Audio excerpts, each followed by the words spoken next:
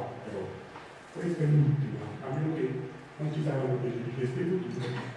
Non ci mettiamo bene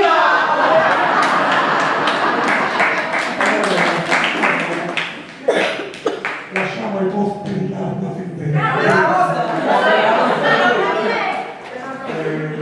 Io intanto innanzitutto voglio ringraziare voi che siete intervenuti, ci avete onorato della vostra presenza e voglio ringraziare anche i nostri che mi hanno preceduto. La nostra direttrice già ha ringraziato Fabio Jonas per tutto il tempo che ci ha stato dandoci tutto questo teatro delle prove e poi lasciatemi ringraziare questi ragazzi.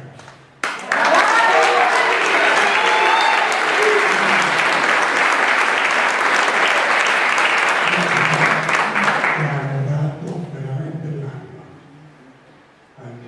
Si sono sacrificati per tanto tempo perché sapete benissimo di fare teatro, fare spettacolo, se non c'è un grosso spirito di sacrificio e un grosso piacere di volerlo fare non si riesce. E loro, devo dire, c'hanno questa